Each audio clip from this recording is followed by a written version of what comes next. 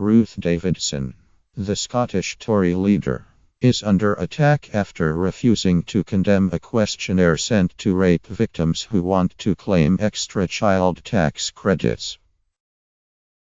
Nicola Sturgeon, the First Minister, accused Davidson of utterly shameful behaviour after she sidestepped Sturgeon's demand to repudiate the so-called rape clause linked to a government policy that caps tax credits to a family's first two children.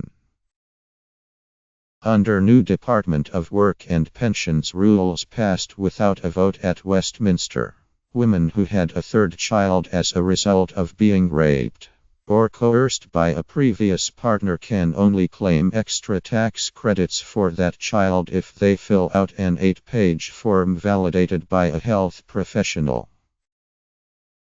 Signaling the rape clause controversy will be a major campaign issue at the general election.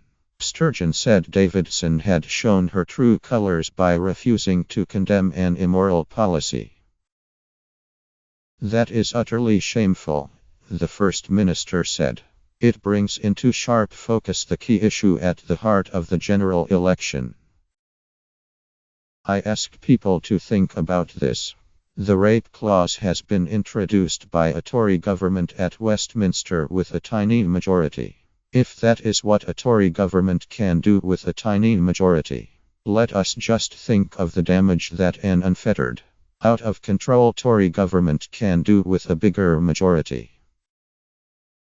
After First Minister's questions, Sturgeon and the Scottish Labour leader, Kezia Dugdale, along with MPs and MSPs from the SNP, Labour, the Liberal Democrats and Scottish Greens, joined protests against the policy outside Holyrood. The campaign has been championed by the SNP MP Alison Thewlis at Westminster.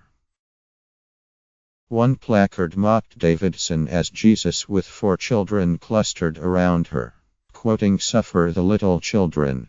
It added, "This is the kingdom of Ruth. So 2 of you can just fuck off now." Davidson resents being forced to justify a policy introduced by the UK government, and has accused Sturgeon of hypocrisy. She said Scottish ministers could use their wide-ranging welfare spending powers, which would allow them to lift the cap on children's tax credits by using existing Scottish government funds. Sturgeon's government has won plaudits for spending hundreds of millions of pounds offsetting other benefit cuts introduced by the UK government, including mitigating the so-called bedroom tax and reinstating council tax credits after they were abolished. To cries of shame from her opponents, Davidson told Sturgeon, "If the First Minister does not like the 2-child tax policy, she can change it. But the truth is that the First Minister is always happier complaining about the UK government than she is doing anything herself. The way that the SNP is readying itself to pour negativity on this country at this election is shameful."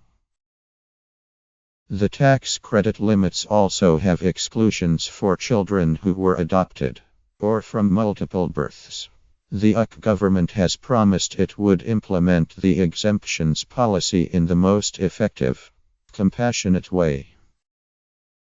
Sturgeon's officials have said they have not yet calculated the costs of removing the 2-children limit, but doing so is likely to involve paying extra tax credits to any family which claims them, not just those with children born as a result of rape.